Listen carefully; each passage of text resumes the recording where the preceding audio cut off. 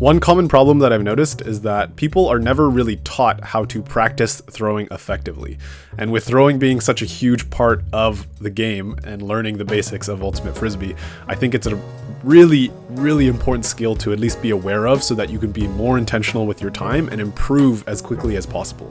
I think in general, people are kind of told, you need to work on your throws or just go out and toss more, but sometimes that's not super easy to just do. People are busy with work or with school or whatever. Maybe they just don't have that much time to toss whenever they can.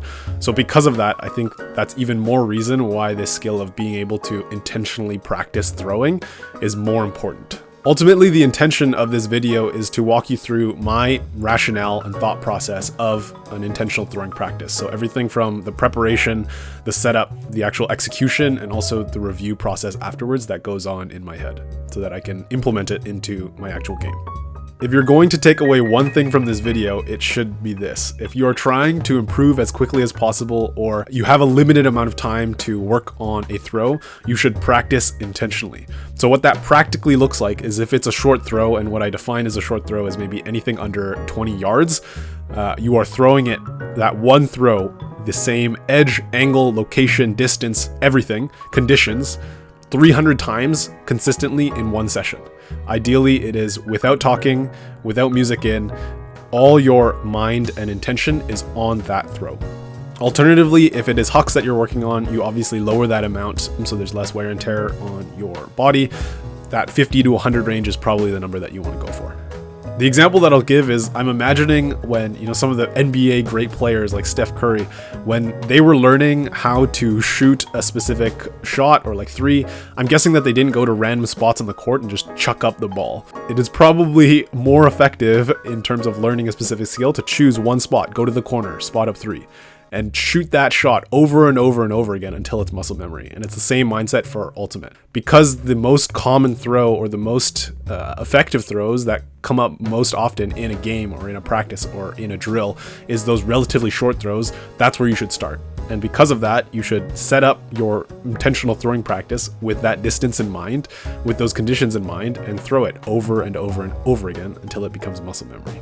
Now, with that context in mind, this video will be walking through my process of going through my intentional throwing practice with hucks, but really the same rationale, mindset, preparation, everything can go the exact same way for working on shorter distance throwing practice. This is specifically for if you're throwing solo, but a lot of it will apply too of if you're throwing with a friend or whatever. And usually also that will be a lot easier in terms of just the equipment needed and the preparation needed. And also it's just more fun to do it with a friend. So you need a friend.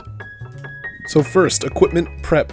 If you are practicing solo, you should bring a stack of 10 to 20 discs so that you could minimize the time that you need walking to collect them in between. But if you don't have that many, you only have one or two, that's fine. You either need to be okay with doing a good amount of walking to go pick them up, or you can circumvent this completely by just tossing with a friend. So yes, you need a friend, sorry.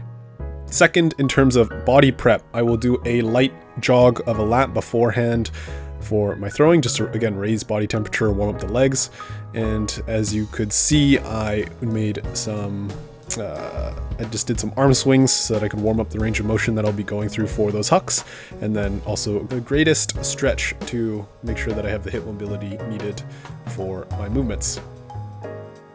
But again, not necessary, but if you can emulate a game-like situation, bring your cleats, bring your regular Ultimate kit, water, everything that you would usually wear.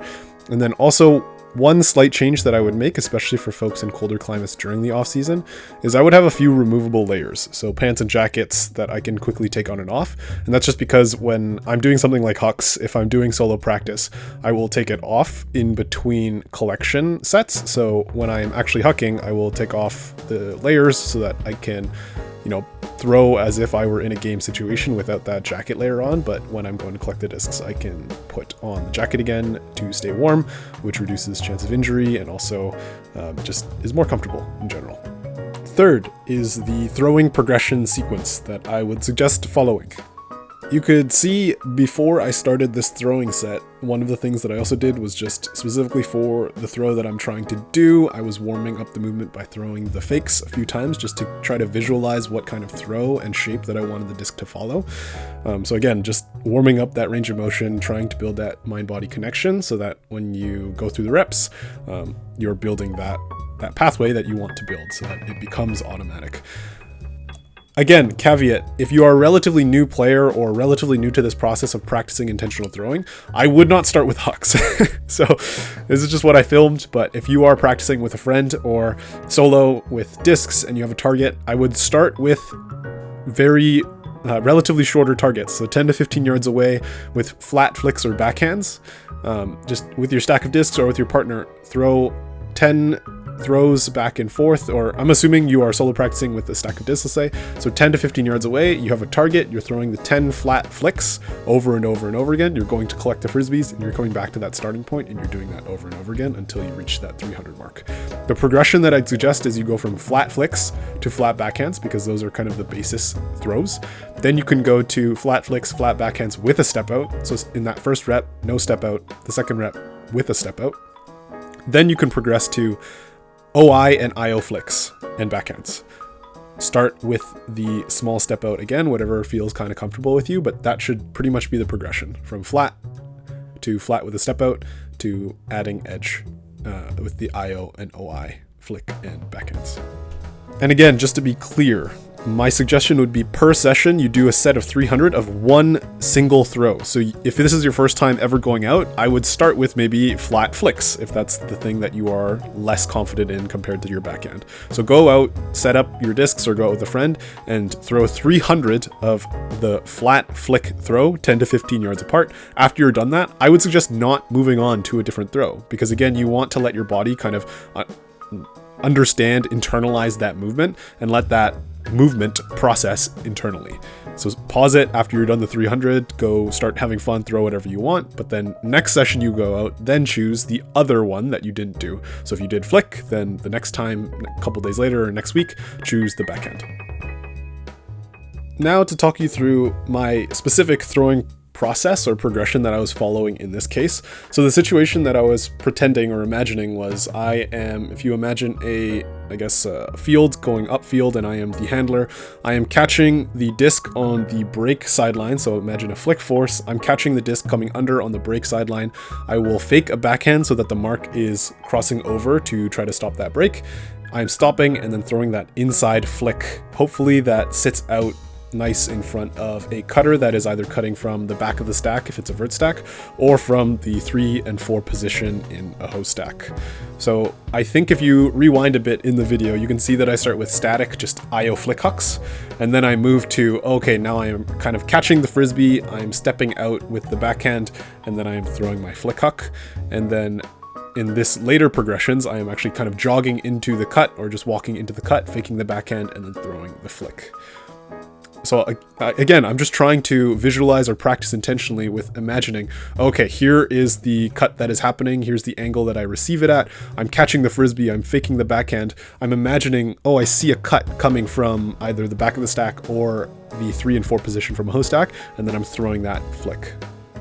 One thing that you'll notice me do here is, especially with hucks, and again, with the longer distance throws, everything starts to matter a bit more. So the wind has that much more of an effect on how the shape of your throw goes. So you can see me standing here and kind of putting my arms out. And what I'm doing here is I'm trying to feel the wind. I'm trying to think about, oh, okay, like what direction is the wind coming from and how do I need to adjust my huck with the angle and the edge of the throw so that it cuts through the wind properly.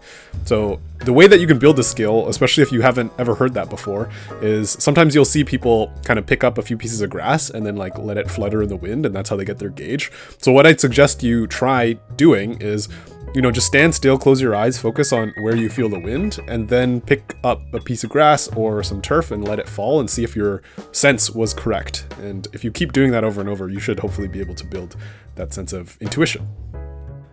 Another thing to note for, especially when you're solo practicing or even practicing with a friend with a new throw, is again, you're going to make mistakes. Things are going to go wrong. Maybe a throw completely catches the wind or you turf something or it goes completely off, wrong, whatever. This goes back to some of the mental sides of practice or with the book, but try as best as you can to not judge the throw.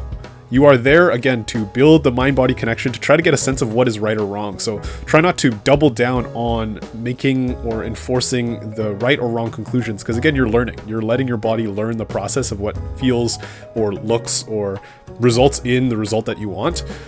It is not helpful if after you make a mistake to be like, oh, like I should have thrown it. Blah, blah. No, just like if you make a mistake, kind of note it, try to think about, okay, well, what do I think happened there?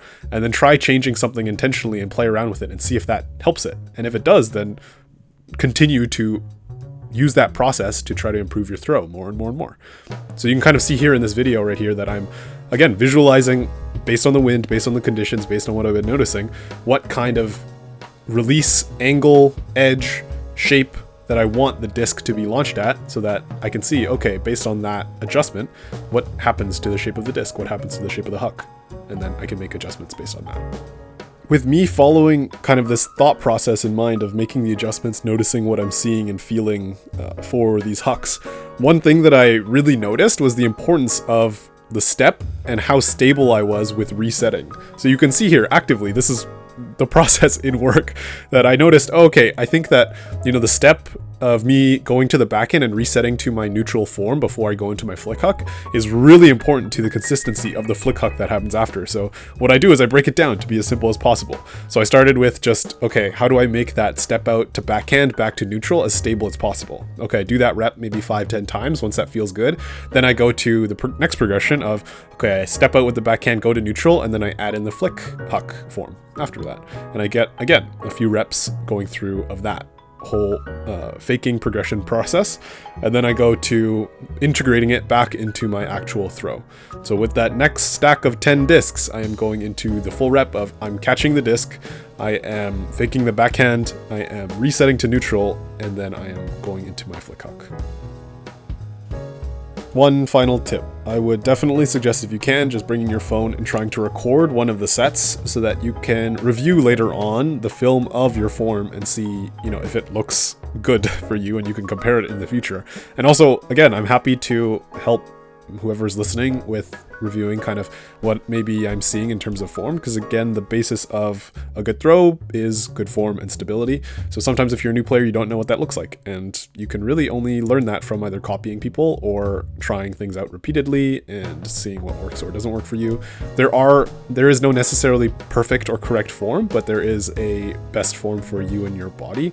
So sometimes it just helps to get a second opinion, and again, I am happy to help you with that, and it is definitely helpful if you have film of it. So feel free to record and then send it to me on the Discord channel. I should have it linked in, I think, my Instagram bio and things like that. But yeah, feel free to send it over there. The final tip that I'd have is keeping a review or note stock of the things that you learned afterwards so that you can review it prior to practices or games or your next throwing session, so you can remember what kind of things you noticed or learned during that practice session. So for me, after the session, I noted down, okay, well, the step out is extremely important to the consistency of your flick, so practice the step out. I also noticed something in terms of where my eyes were looking when I was visualizing the cut. So that was another thing that I noted down, so that, again, when I come back to it in future sessions, or if I want to try to practice and implement this specific skill in a scrim or a practice or a tuck game or whatever, VOL game, I can come back to those notes and then remember, oh yeah, that's one thing that I wanted to work on and integrate into my in-game kind of patterns. So then remind myself and then try to look for opportunities where I can execute that skill. To summarize this entire intentional throwing practice, we started with the equipment and body prep that I go through before a throwing specific workout. We went over the throwing progression that you can follow as a beginner or if you're working on hucks, and we also went over a few quick tips that you can try following yourself for review afterwards. Thanks for listening. Let me know if you have any questions in the Discord chat or through messages, and I appreciate you listening. I hope you can implement some of these things into your game, and good luck. See ya.